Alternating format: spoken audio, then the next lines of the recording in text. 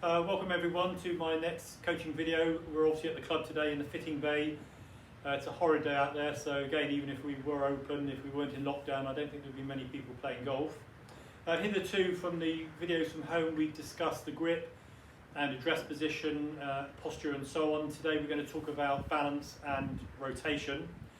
And as I've said in videos some time ago, the trouble is when we learn to play golf, we adopt a nice wide stance.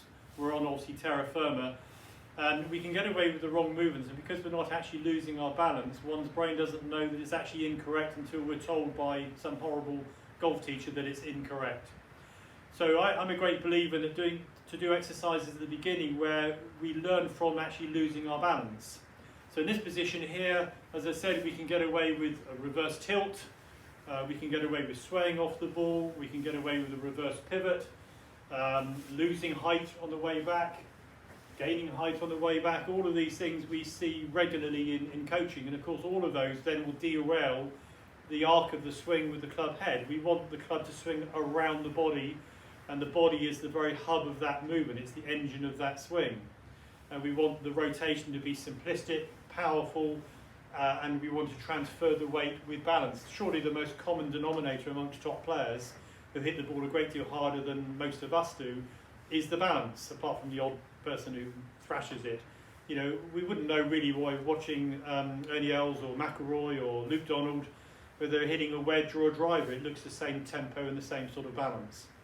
So a tip that you can do out on the patio or on the garden, if you can actually get on the garden, is to stand on something. I've got a sawn off log here, which is about 6 inches high. And even though that's not very high off the ground, when I go into the movement now, if I do any of those funny movements that I just did, I obviously will fall off the log and my brain will self-protect.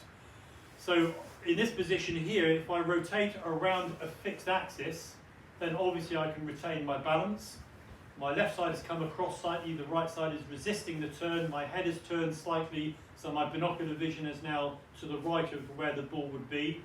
And that just gives me the feeling of the correct movement. Imagine I was 10 feet off the ground, let's be melodramatic about it, and obviously if we did any of those wrong movements I showed you a moment ago, or there's hundreds of other permutations, we'd obviously fall off. Well, we obviously wouldn't want to do that.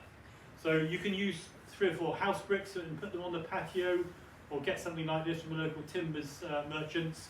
So from the front view again, here's the rotation on the way back, and as I go through I can actually still transfer my weight, come up on the right toe as a right-handed golfer, and I'm still keeping my spinal axis vertical to retain my balance.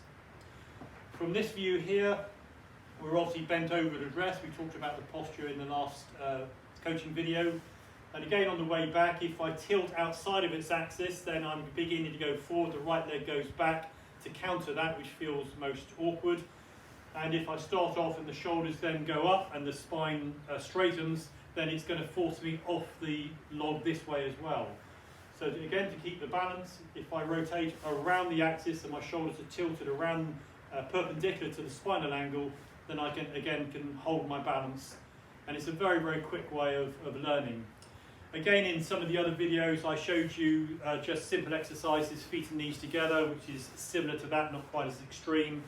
And of course, the one-legged work I showed you as well. So all of these exercises you can do at home, you can do outside at home, and they will really help you learn a very, very simple movement and not too big a movement. Most amateurs also we encounter tend to do too much. There's too much movement going on. We want it to be restricted, we want resistance, we want it to be compact, and then the downswing then is really where it unleashes, where we want completely uninhibited flow. So a few tips there. I could rattle on again for an hour all about rotation and the way the body moves in the golf swing, but that will give you something to work on. Keep well again, and look forward to seeing you on the next video, and we'll see you then. Bye-bye.